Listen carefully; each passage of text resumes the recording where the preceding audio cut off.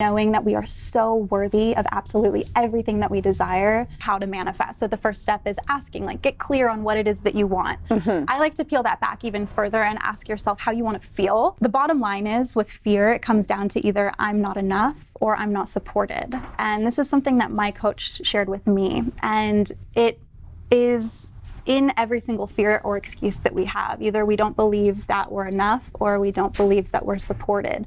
And so when we can look at our beliefs from that standpoint of, okay, I'm either thinking that I'm not enough or I'm not supported, and then give ourselves compassion and start to choose better thoughts, better beliefs. And again, it's a constant practice. So this doesn't mean that you can just like say one positive affirmation and then the next day you wake up and you're like a new person. Yeah. Wouldn't that be nice? Yeah. I wish that it was that easy. I know.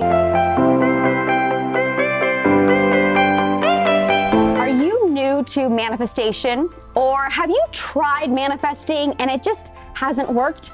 You're like still waiting? Well, this episode is for you because our guest today is going to share the secret to manifesting the life, the love, the career, the body of your dreams. So this is the Yes Life Show, where I interview inspiring people to light you up and just help you get one step closer to your yes life, which is the life you truly love. I'm your host, Jessica Carroll, and today in the studio with me, we have spiritual business coach and the queen of manifestation, Ava Johanna.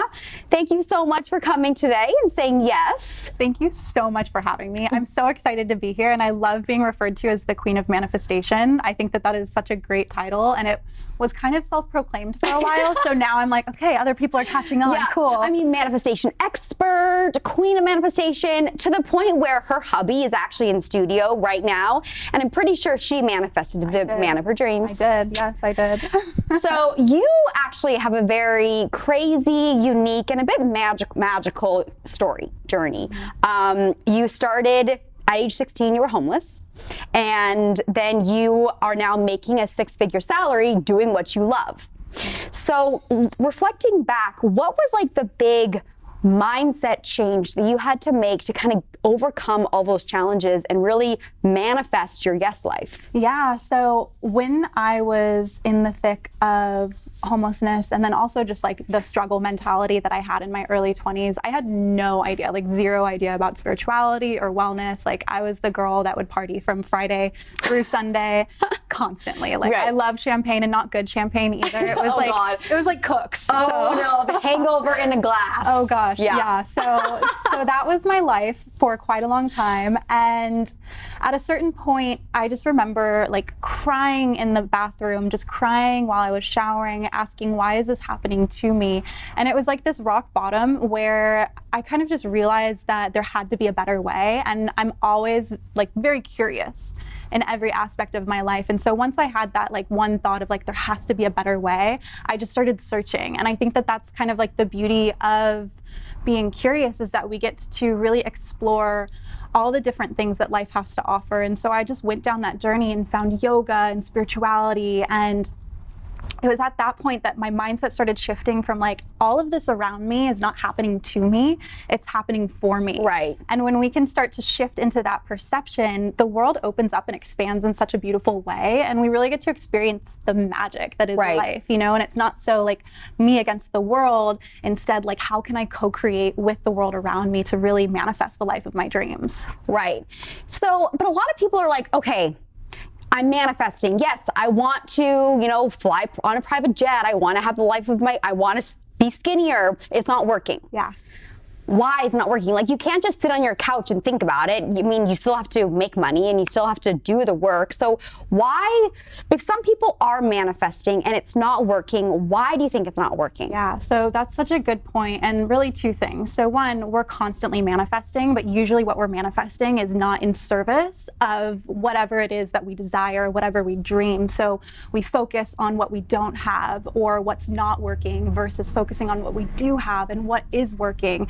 And the more that we start to shift from what we don't have, the scarcity, the lack, into the abundance, then we start to kind of like work with the universe to create. So that's that first part of like focusing. Where is your intention? Where are you really spending most of your time and your thoughts? And so you can do this through meditation or journaling, some sort of daily check-in to really get clear and aware and conscious of where your mind has been.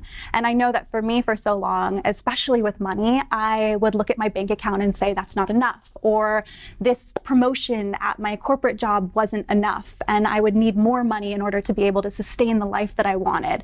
And I was constantly thinking, I'm not enough, this is not enough. And so what was reflected in my life was more of that. So that's the big thing, is like, where are you focusing your attention? The second part is exactly what you said. People are just kind of like not doing the work. They're sitting back and just like asking for something, but then not actually taking action. Yeah. And so if you want a different life, you got to do different things. And that's just the bottom line. And so we have to continuously push ourselves outside of our comfort zone if we want to experience something new in our life. And so that means to get out there and take action. You know, you can't just wish for abs. You have to go to the gym and work them out, you know? Yeah. Yeah, I love that. It's just the importance of really taking action, and then not just thinking about it, but like truly believing it, like seeing yourself, or like seeing those numbers on your bank account that you really want, and like actually believing that, yes, that is going to happen. Yeah. I mean, Jim Carrey wrote a check to himself before he ever got any big acting deals. And I think it was for $1 million or something. And he carried that check around with him. And just the energy of like, accessing that is so powerful. And another thing that I do every single day, because again, this is a daily practice, is embody that next level version of myself. So this is a practice that anyone can do in the morning. Yeah. So in the morning, you ask yourself, okay, at the end of 2020, or at the end of the year, at the end of the month, who do I want to be? Who do I want to be? What does she look like? How does she think? What does she speak like? How does she act? How do people respond to her? How does she respond to fear? Asking all of these questions, getting really clear, and like getting excited too of like who this person is. Like I call her Ava 2.0. So it could be Jess 2.0. Jess 2.0. Which, she feels very confident. Yeah. And it's thinking about those words. Like for me, she's feminine, she's fluid, she's inspiring, she's creative, and really starting to think about the words that describe that next level version of yourself. And then every single morning, closing your eyes and like literally putting her, or I guess not literally, but like visualizing yourself putting her on. So I have like a next level outfit, and it's on a Pinterest board and everything. And I visualize myself putting that outfit on every single day. I have an essential oil by my bed that I rub between my palms. In fact, I rubbed it before I came in here and sat down with you and just took a couple deep breaths in, because it starts to trigger your senses into embodying that next level version of yourself. Because the more that we think like her, the more we act like her, the more we speak like her, the more we actually become her. Wow. Okay, I love that. I'm going to start doing that. Jess 2.0. And you guys watching at home, whoever you are, your name 2.0, let's all tomorrow morning wake up and visualize that 2.0 version of ourselves. Now, if there's some people watching and they're like, manifestation, what is that? Like, how do I manifest? Can you kind of walk us through almost like a step-by-step manifestation 101 version? Yeah, absolutely. So most people have seen The Secret. And or listened to it, read it, watched it. And I do think that The Secret has a great like baseline for how to manifest. So the first step is asking, like, get clear on what it is that you want. I like to peel that back even further and ask yourself how you want to feel, because how you can feel manifests in so many different ways. And so when we have a more ego-based manifestation, like I want to have my own reality TV show or something like that. When we peel that back and ask, well, why do you want it? It usually comes down to this baseline emotion of, I want to be able to provide for my family, which makes me feel safe or makes me feel secure. Or if you want, you know, to like have fame. Exactly. Or if you want your body to look a certain way, because you want to feel confident. And so when we get really clear and peel back the layers of what it is that we want, to the point where we know the emotions. So you start with what you want and then go deeper as like why you want that. Exactly. And so sometimes it's like, oh, I want to be a lawyer. So I can have money. Why do you want money though? So I can get a house for my family. Why do you want a house for your family? So we all feel secure and safe together and have a home together. And so we keep peeling back the layers till we get to the emotion. And once we get to the emotion, we can see that it manifests again in so many different ways. And so that means that we can take different paths to get there. And what I've found from manifesting is sometimes things that my ego wants, my soul doesn't want. And so I'll get the thing. And once I get it, I'm like, okay, this wasn't exactly like, this is close, but it's still not the exact thing that really fulfills me. And so that's why instead focusing on the emotion really supports us in finding that fulfillment and that wholeness. So that's the first step. Okay. Ask. And get clear on what it is that you want. Okay. The second step is to believe. So again, that comes back to what are the things that you're telling yourself on a daily basis? Are you telling yourself that you're not enough, that your home is not enough, that your relationship is not enough? The bottom line is with fear, it comes down to either I'm not enough or I'm not supported. And this is something that my coach shared with me. And it is in every single fear or excuse that we have. Either we don't believe that we're enough or we don't believe that we're supported. And so when we can look at our beliefs from that standpoint of, okay, I'm either thinking that I'm not enough or I'm not supported, and then give ourselves compassion and start to choose better thoughts, better beliefs. And again, it's a constant practice. So this doesn't mean that you can just like say one positive affirmation and then the next day you wake up and you're like a new person. Yeah. Wouldn't that be nice? Yeah. I wish that it was that easy. But sometimes it means that we have to also look at like where those beliefs came from. Why do you have a fear of being seen? Why are you scared to take the leap and launch your business, and like really get clear on where that might have come from, not so much so we can, like stay in the past, but to understand it. And through understanding and awareness, we're able to better approach when fear comes up or when the excuses come up, and again, show ourselves compassion and say, oh, I see that this fear is coming up because when I was 16 years old, this one kid bullied me, and that made me really fearful to ever use my voice again. I see that I'm not in that same position, so while the fear is here, I'm going to give my inner child, the little girl inside of me, some love and do it anyways. And so really believing in ourselves and knowing that we are so worthy of absolutely everything that we desire. Say that again. Yeah, we are so worthy of everything that we desire, and all of our dreams, all of the things that we want in our life, they're not put in our heads to taunt us and to like dangle like a sweet treat in front of us. They're put in our heads because we are meant to fulfill them. And so anything that you dream of, anything that you desire, the only thing that's really standing in between you is that worthiness and that belief. And then of course, leading to the next step or the last step, it's to take action, to really take inspired action. And that's where my meditation practice comes in. That's where my connection through journaling comes in, is because I can get really, really clear on what the right step is for me to take. And that doesn't mean that we have to have everything mapped out. I think that so many people wait for the perfect moment or for everything to be exactly as we want it to be planned. But that's never how it is. No, you just got.